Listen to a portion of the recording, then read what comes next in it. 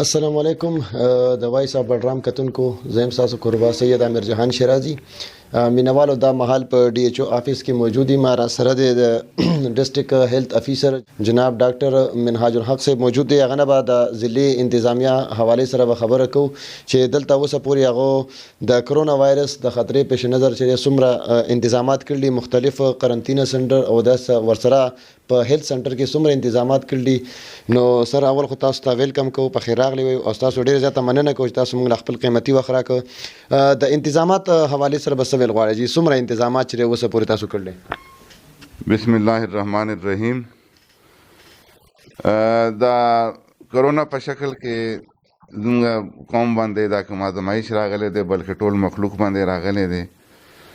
نو د لپاره بټګرام لیول باندې موږ خپل ډیر انتظامات کړي دي او هغه ټول خلک چې کوم بهر ملکونو نه راځي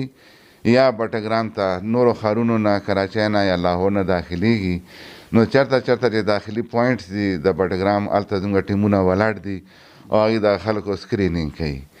هغې نه علاوه چې څومره تبلیغي جماعت والا دي 204 ټیمونه 204 کسان او 24 ټیمونه نو د هغې سکرینینګ هم وشو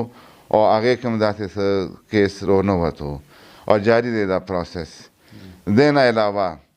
هیلث سنټرو باندې هم زموږ سکرینینګ پوینټس دي چې کوم خلک د هیلث سنټرو ته راځي د هغې هم سکرینینګ کېږي چې اوسه پورې خدای شکر دی بټګرام کې داسې څه کیس پازیټیو نه دی راغلی. اته مشکوک خلک وو هغې ټسټونه موږ لېږلي وو او د اته وړه نیګیټیو راغلي دي. نو اوس زموږ ټوټل فوکس دې باندې دی چې دا وایرس بهر نه چې کوم خلک راځي هغې ځان سره راونړي نو دې دپاره موږ د هغې سکرینینګ کوو او خدا نخواسته چې کوم خلک مریضان شي بیا موږ آیسولیشن کې ساتو نو زموږ دې دپاره آیسولیشن وارډز بنه کې دی تھاکوټ کې دی کوزه بانډه کې دی او ډي ایچ کیو هسپتال کې دی. دې نه علاوه بي ایچ او سطح باندې هم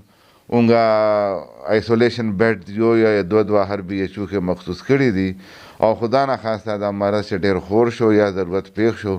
نو زموږ بي ایچ او لیول باندې هم ریزروز کې د آیسولیشن بیډ